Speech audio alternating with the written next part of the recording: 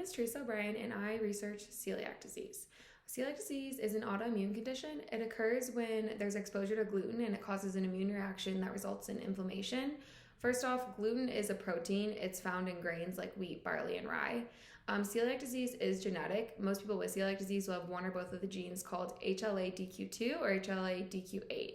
And if you have one of those gene variants, then you're going to have a higher chance of having celiac disease. What it does is it causes the immune system to attack gluten in the small intestine. The immune system is going to send inflammatory cells and antibodies into the small intestine, and it's going to cause damage to the villi, which are these little feelers that line the small intestine, and they absorb minerals, vitamins, and nutrients from food. And this leads to further problems because when it's damaged, the body is going to experience malabsorption. Even if you're eating all the proper nutrients, if your body can't absorb them because it's been damaged, then you're going to be malnourished. The cause of celiac disease is still being researched. There is some information out there. Celiac disease is found most commonly in people from Northern European descent, and it's also most commonly found in people that it's passed down from a parent.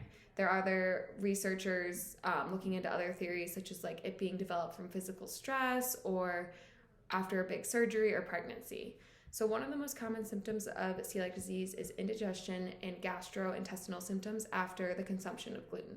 This is going to include stomach pain, gas, constipation, diarrhea, bloating, anemia, which is iron deficiency, is another symptom, and also, like I said before, malnutrition, which is going to lead to a lot of other consequences, such as weight loss, abnormal periods, difficulty getting pregnant, things like that. The main treatment for celiac disease is actually just avoiding gluten at all costs. So it can be convenient because you're not having to take a bunch of pills or go to the doctor a lot. You just have to be really diligent and be aware of what has gluten in it. Because sometimes there's things that we don't realize have gluten in them, such as soy sauce or modified food starch, malt flavoring, preservatives, things like that. So it relies a lot on your knowledge and also just self-control, because you're going to have to avoid things with gluten in them, like bread and pasta. There are currently drug therapy trials underway that can be an alternative or an addition to maintaining gluten-free diet. One of those is called lautoglutenase, and that can be taken during meals, and it has enzymes in it that break down the gluten in the stomach. And so the proteins are going to appear as non-toxic in the small intestine. In 2018, there was a global study put out to see the prevalence of celiac disease throughout different regions and populations.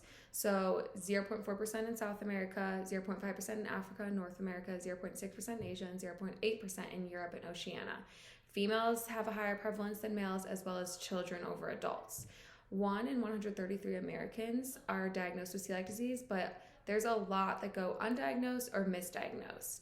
And there's also a lot of people that just have gluten intolerance, not celiac disease, so there needs to be that needs to be made a difference, because those aren't exactly the same thing.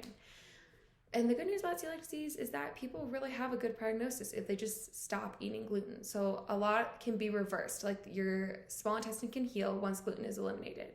There's only about 5% of people that have a type of celiac disease does not respond to diet. So if gluten is eliminated from the diet, then your malnutrition can start to go away and you will start to feel better for almost all people that have it. Thank you so much. And if you have any other questions or comments, just let me know.